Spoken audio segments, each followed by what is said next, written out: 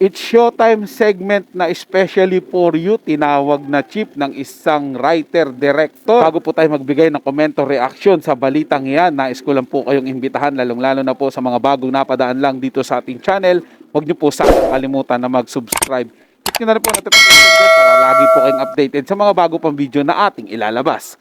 Share, like, and comment din po kayo mga tagapanood. Atin yung babasahin at pupusuan. Muli po ako inyong lingkod, Tagapanood TV, at welcome back po dito sa ating YouTube channel at Facebook page. Kaya naman simulan na natin ang ating reaction video sa araw na to mga tagapanood. Let's do this! Ronaldo Carvalho, diring-diri at binatikos ang segment ng It's Showtime na especially for you. Sa isang mapangahas na Facebook post, inihayag ng kilalang writer-director na si Ronaldo Carvalho ang kanyang hindi gusto sa isa sa mga segment na popular na noontime show na It's Showtime, partikular ang especially for you. Sa kanyang post, idinitalya ni Carvalho ang kanyang mga dahilan kung bakit niya itinuturing na hindi kaaya-aya ang segment. Binuksan ko ang TV, It's Showtime especially for you segment. Pinatay ko ulit agad ang TV. Hate na hate ko ang segment na ito. Kaya di na ako nanonood ng It's Showtime. Anya. Inilarawan niya ang segment bilang cheap. Obviously, scripted at very corny. Hindi rin siya komportable sa pagpapakita ng mga kalahok na ayon sa kanya ay hindi naman pleasant looking. At tila mga siraulo silang mga walang delikadesa na may diferensya ang mga pagkatao. Pinuna rin ni Carvalho ang motivation ng mga kalahok. Mga gusto lang sumikat, gagawin lahat ng mga katsipan. Binigyan din niya ang pagpayag ng mga tao na lumabas sa pambansang telebisyon upang magdrama ay isang indikasyon ng kanilang desperasyon para sa katanyagan o pansin na sa kanyang opinyon ay hindi makatarungan kung hindi man sila binabayaran ng sapat. Ang matinding pahayag ni Carvalho ay nagdulot ng mga reaksyon mula sa netizen at mga tagapanood ng show, habang ang ilan ay sumang-ayon sa kanyang mga punto. May iba naman na nagtanggol sa segment na sinasabing eto ay nagbibigay ng aliw at pagkakataon para sa mga taong nais magpahayag ng kanilang mga damdamin sa isang malikhaing paraan. Sa akin po mga tagapanood, personally kasi hindi naman ako nanonood ng It's Showtime more on more on Itbulaga po talaga ako mga tagapanood. Pero yung ganito kasing searchy, dati na po may ginagawa na rin po to ng ng Itbulaga, lang kahit na mga noontime show noon, ginagawa din po nila. Meron din po silang ganyan, yung mga segment na ipapartner yung mga babae at lalaki.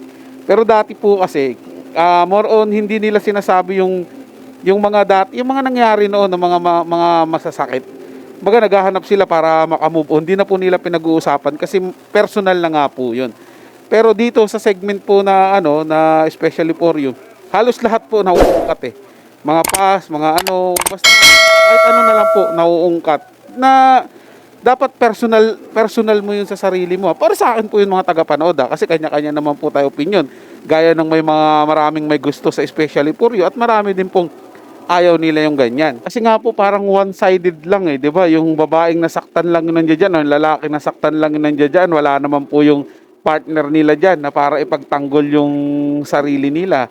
Hindi po ba? O kung nandiyan man, parang mahihiya yung lalaki na sabihin kung ano yung side niya. Kasi siyempre, ganda yung babae, para ayaw niyang ipahiya yung babae. Kaya 'di ba, yung mga dapat ng ganung bagay, personal na lang yun sa kanila na lang sana yun. Basta ang pagtuunan na lang sana ng pansin is kung ano yung mga compatibility nila, kung compatible ba sila sa isa't isa. 'Di ba? Para mayroon pa ring element of surprise kung sakasakaling magkaigihan po talaga sila.